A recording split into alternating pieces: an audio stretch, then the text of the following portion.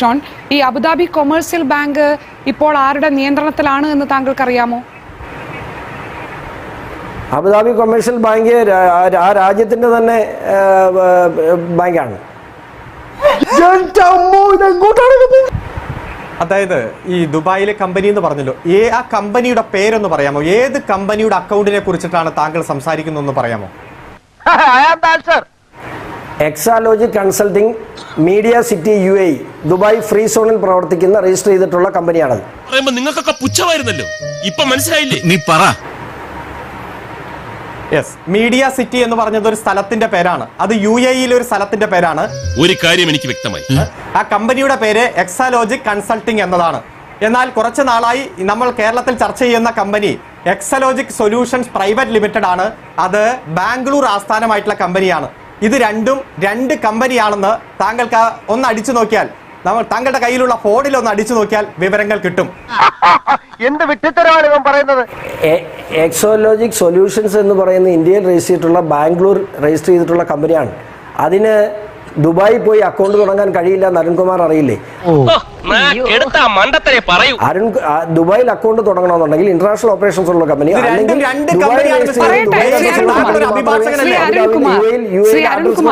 പറയട്ടെ. താങ്കൾ ചോദിച്ച ചോദ്യമല്ലേ, അദ്ദേഹം പറയട്ടെ. ശ്രീ ഷോൺ ജോർജ് പറഞ്ഞോളൂ. ഇങ്ങനെ നാറാനൊരു ചങ്കൂറ്റം വേണം കേട്ടാ. അല്ല, ആ കമ്പനിയുടെ പേര് എന്തുവാകട്ടെ, വീണ തൈക്കണ്ടിയാണോ അതിന്റെ ഓപ്പറേറ്റർ? ഞാൻ ഉറപ്പിച്ച് പറയുന്നത് Exalogic consulting media city UAE എന്നുള്ള പേരിലാണ് ആ അക്കൗണ്ട് ഉള്ളത്. ആ അക്കൗണ്ടിന്റെ ഓപ്പറേറ്റേഴ്സ് അല്ലെങ്കിൽ അതിന്റെ സിഗ്നേച്ചറീസ് വീണ തൈക്കണ്ടിയും. അതെ, ഞാനാണ്. വീണ അമേരിക്കയിൽ പോയി ഒരു കമ്പനി തുടങ്ങിയാൽ വീണയായിട്ട് ബന്ധമില്ലെന്നാണോ അതിന്റെ അർത്ഥം? നീ എന്നെ കൂടുതൽ മണ്ടനാക്കാടാ. താങ്കൾ പറയുന്ന കമ്പനിയുടെ ഉടമസ്ഥന്മാർ നവീൻ കുമാറും ഒരു സസൂൺ സിദ്ദിഖുമാണ്. അത് 2009 UK ബേസ്ഡ് ചെയ്തായിട്ടുള്ള കമ്പനിയാണ്. 4500 സ്റ്റാഫുള്ള അല്ലെങ്കിൽ 400 സ്റ്റാഫുള്ള 4500 കോടിയോളം രൂപ ടേൺ ഓവർ ഉള്ള കമ്പനിയാണ്. ഇതെല്ലാം പൊതുസമൂഹത്തിൽ ഇന്ന് വ്യക്തമാണ്.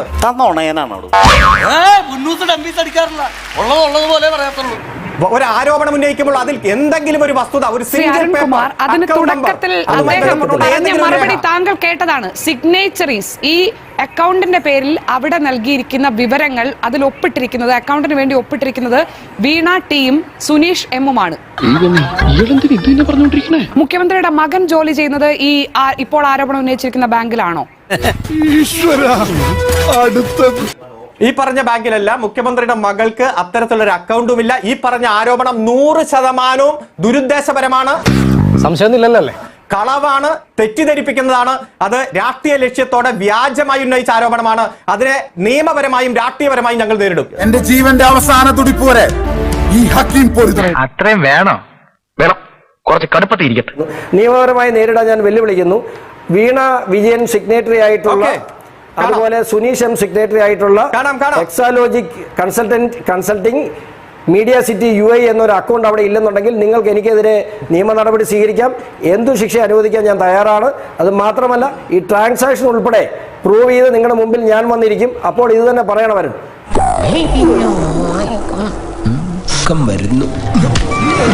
മുഖ്യമന്ത്രിയുടെ മകൻ ബാങ്കിലാണ് ജോലി ചെയ്യുന്നത് എന്ന് പറഞ്ഞത് ശരിയല്ലെന്ന് ശ്രീ അരുൺകുമാർ പറയുന്നു.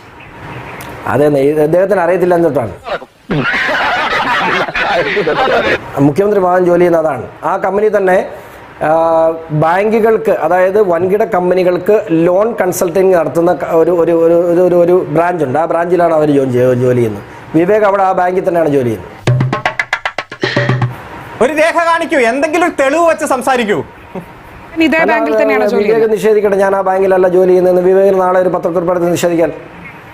വിവേകത്തിന് നിഷേധിക്കാമല്ലോ. ഞാൻ ഒരു ആരോപണമല്ലേ, മുഖ്യമന്ത്രിക്കെതിരെ ഒരു ആരോപണമല്ലേ പറയുന്നത്. വിവേകിന് നാളെ പറയാമല്ലോ ഞാൻ അബുദാബി കൊമേഴ്ഷ്യൽ ബാങ്കിലല്ല ഞാൻ ജോലി ചെയ്യുന്നതെന്ന് വിവേകിന് നിഷേധിക്കാമല്ലോ. ഒരു ഫേസ്ബുക്ക് പോസ്റ്റ് ഇട്ടാ പോരെ? എന്തിനാ വലിയ മസിൽ പിടിക്കുന്നത്? അല്ല, വീണയ്ക്ക് ഇത് ഞാനൊരു കാര്യം പറയണം. ഞാൻ പറയുന്നത് ഒരു കമ്പനിക്കെതിരെയാണ്, CPM-നെതിരെ അല്ല. CPM-നെതിരെ രാഷ്ട്രീയ ആരോപണമല്ല ഞാൻ ഉന്നയിക്കുന്നത്. ഈ നാട് ഭരിക്കുന്ന എൻ്റെ കൂടെ മുഖ്യമന്ത്രിയായ വ്യക്തി അഴിമതി കാണിച്ചു എന്നാണ് ഞാൻ ആരോപിക്കുന്നത്. അതിനെ ന്യായീകരിക്കാൻ ഗവൺമെന്റിൽ നിന്ന് മന്ത്രിമാർക്ക് വരാൻ പറ്റാത്തതുകൊണ്ട് CPM-ന്റെ സഹാക്കൾ വരുന്നു. അതിനൊന്നും എനിക്ക് എതിരില്ല. പക്ഷേ നിങ്ങൾ മനസ്സിലാക്കേണ്ട ഒരു കാര്യം, ഇത് ന്യായീകരിക്കേണ്ട അരുൺകുമാർ അല്ല, ഇത് ന്യായീകരിക്കേണ്ടതും നിഷേധിക്കേണ്ടതും വീണയാണ്. വീണയ്ക്ക് ഒരു പത്രസമ്മേളനത്തിൽ വരുമൊന്നും വേണ്ട, പത്രസമ്മേളനത്തിൽ പറയണ്ട, ഒരു പത്രക്കുറിപ്പ് ഇറക്കാൻ പോലെ എനിക്ക് ഇങ്ങനെ ഒരു ബന്ധമില്ല, അല്ലെങ്കിൽ ഒരു ഫേസ്ബുക്ക് പോസ്റ്റ് ഇടാൻ പോലെ എനിക്ക് ഇങ്ങനെ ഒരു കമ്പനിയുമായി ബന്ധമില്ല. എന്തുകൊണ്ട് നിഷേധിച്ചില്ല? അവിടെയാണ് പ്രശ്നം. എന്തുകൊണ്ട് അവർ എനിക്കെതിരെ കേസ് കൊടുക്കുന്നില്ല? അതെ, അതാണ് എനിക്ക് ഇപ്പോഴും മനസ്സിലാവും.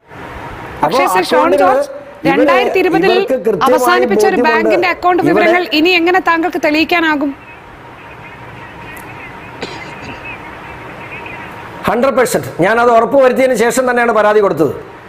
ഒരു കാരണവശാലും ആ അക്കൗണ്ടിന്റെ ഡീറ്റെയിൽസ് ആ കമ്പനിയുടെ സോഫ്റ്റ്വെയറിൽ നിന്നും എവിടെയും പോകില്ല എന്ന് എനിക്ക് നല്ല ബോധ്യത്തിന്റെ അടിസ്ഥാനത്തിൽ തന്നെയാണ് ഞാൻ പരാതി നൽകിയത്. അല്ലെ ഞാനിത് കൊടുക്കൂ? ഒരു കുഴപ്പമില്ല, സന്തോഷമുള്ളൂ മക്കളെ, സന്തോഷായി. ഇതുപോലുള്ള പുരുക്കുമാരെ ആ ബോർഡിന് ആവശ്യം. താങ്കൾക്കെതിരെ നിയമ നടപടിയെടുക്കാൻ താങ്കൾ വെല്ലുവിളിക്കുന്നുണ്ട്. ശ്രീ അരുൺകുമാർ ഇപ്പോൾ പറഞ്ഞു നിയമപരമായും നേരിടും എന്ന് പറഞ്ഞു. പക്ഷേ ഇതുവരെ ഈ എക്സാലോജിക്കുമായി ബന്ധപ്പെട്ട ഒരു കേസിലും വീണ വിജയൻ ആരോപണം ഉന്നയിച്ചവർക്കെതിരെ നിയമ നടപടി സ്വീകരിച്ചിട്ടില്ല. അതൊരു വസ്തുതയാണ്. താങ്കൾ അങ്ങനെ ഒരു നിയമ നടപടി പ്രതീക്ഷിക്കുന്നുണ്ടോ? മുഖ്യമന്ത്രിയോ, താങ്കൾ ഇപ്പോൾ മകനെതിരെയും ആരോപണം ഉന്നയിച്ചു, മുഖ്യമന്ത്രിയുടെ മകനോ മകളോ ആരെങ്കിലും ഈ ആരോപണവുമായി ബന്ധപ്പെട്ട് താങ്കൾക്കെതിരെ നിയമ നടപടി എടുക്കുമെന്ന് താങ്കൾ പ്രതീക്ഷിക്കുന്നുണ്ടോ? അത് നേരിടാൻ താങ്കൾ തയ്യാറാണോ? നേരിടും. ഞാൻ നിയമപരമായി തന്നെ നമുക്ക് നേരിടാം. അത് തന്നെയാണ് എനിക്ക് പറയാനുള്ളത്. ഇവിടെ ഞാൻ വെല്ലുവിളിക്കുന്നു, നിങ്ങൾ ഒരു കാരണവശാലും ഒരു പരാതിയും നിങ്ങൾ എനിക്കെതിരെ കൊടുക്കില്ല. കൊടുത്താൽ അത് നിങ്ങളുടെ ഒബ്ലിഗേഷൻ കൂടെയായി മാറും ഇത് തെളിയിക്കേണ്ടത്. അല്ലെങ്കിൽ ഞാൻ പറയുന്നത് തെറ്റാണെന്ന് തെളിയിച്ചാലേ എനിക്കെതിരെയുള്ള ആരോപണം നിലനിൽക്കുള്ളൂ, അല്ല എനിക്കെതിരെയുള്ള കേസ് നിലനിൽക്കുള്ളൂ. അപ്പോൾ ഞാനായിട്ട് ചോദിക്കുന്ന ഡോക്യുമെന്റ് നിങ്ങളായിട്ട് കൊണ്ടുതരേണ്ടി വരും. ഇതേതാണ്ട് എലിക്കണിയിൽ സുന വെട്ടതുപോലെ സുന വെട്ട എടുക്കാനും പറ്റില്ല, കെണി ചുമന്നുകൊണ്ട് നടക്കുകയും ചെയ്യണം. ഞാനൊന്ന് ചൂണ്ടയിട്ട് നോക്കിയതാണെന്ന് താങ്കൾ തന്നെ മാധ്യമങ്ങളോട് പറഞ്ഞു. അത്തരത്തിലുള്ള ചൂണ്ടയിൽ കൊത്തേണ്ട സമയത്ത് ഞങ്ങൾ കൊത്തും, അങ്ങനെ എപ്പോഴും ഞങ്ങൾ കൊത്തില്ല.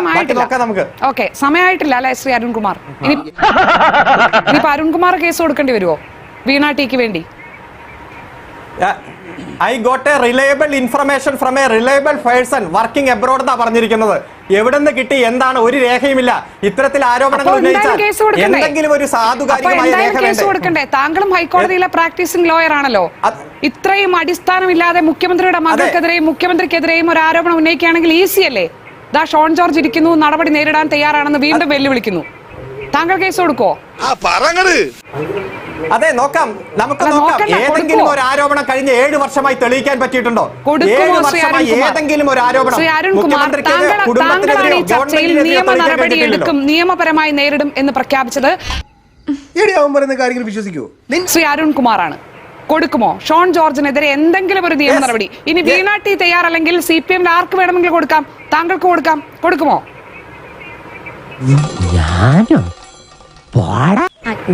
നമുക്ക് നോക്കാതെ കഴിഞ്ഞ 7 വർഷമായി എത്രയോ ആരോപണം ഷോൺ ജോർജും ഒരുപാട് തവണ നിങ്ങൾ ഇതുപോലെ വെല്ലുവിളിച്ചു. നിയമ നടപടി എടുക്കാമല്ലോ. എടുക്കുമോ? ശ്രീ ഷോൺ ജോർജ് ഇരുന്ന് വെല്ലുവിളിക്കുന്നു, അല്ല ഒരു മറുപടി കൊടുക്കൂ. ഞാനൊരു ആവേശത്തിന് പുറത്ത് പറഞ്ഞു. നിയമ നടപടി എടുക്കുമോ? നോക്കാന്ന്. ഇത്ര നേരം ഒന്നുമല്ലല്ലോ പറഞ്ഞേ, ഇപ്പൊ എന്തോ പറ്റി? ഇന്നലെ ഹൈക്കോടതിയിൽ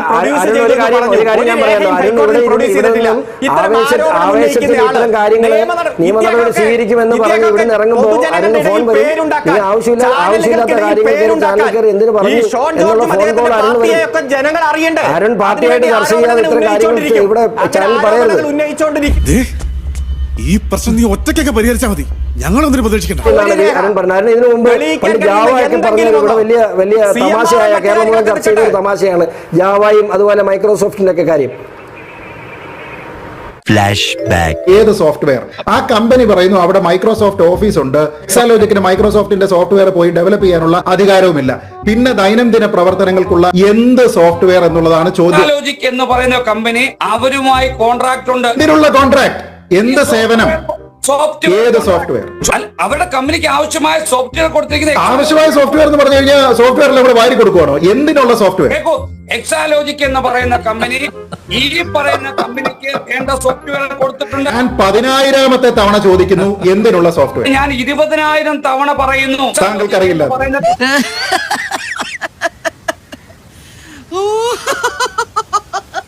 ഇവിടെ എങ്ങനെ വെല്ലുവിളിക്കുമ്പോഴും അരുൺകുമാറെ വ്യക്തമാക്കേണ്ട ഒരു കാര്യം വ്യക്തമാക്കേണ്ടവർ തന്നെ വ്യക്തമാക്കണം.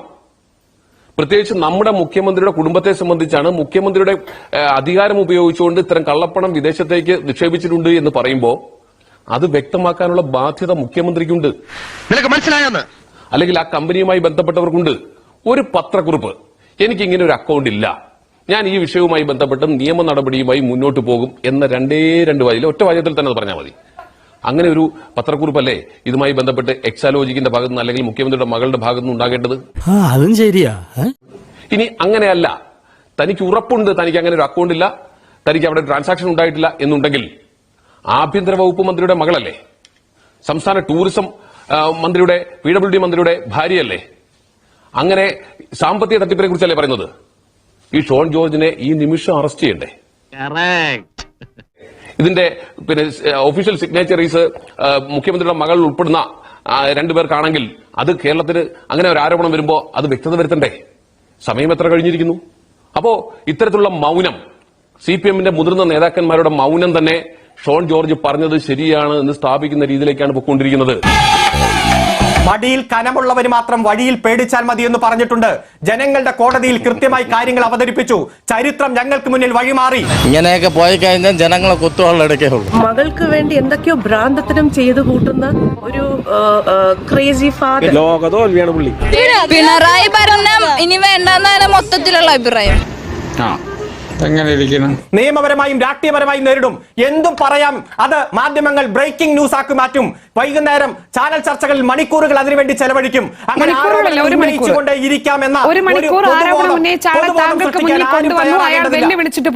നീ വലിയ ഗുണ്ടല്ലേ, എന്നിട്ട് എന്താ പ്രതികരിക്കാൻ? രണ്ടു കൈ മുട്ടുമ്പോഴല്ലേ ശബ്ദങ്ങൾ. നിയമ നടപടി എടുക്കാൻ നിങ്ങൾ നിയമ നടപടി എടുക്കുകയാണെങ്കിൽ അതിനുള്ള മറുപടിയുമായി നിങ്ങൾക്ക് തമ്മിൽ തീർക്കാവുന്നതേ ഉള്ളൂ. നിയമ നടപടി എടുക്കുകയാണെങ്കിൽ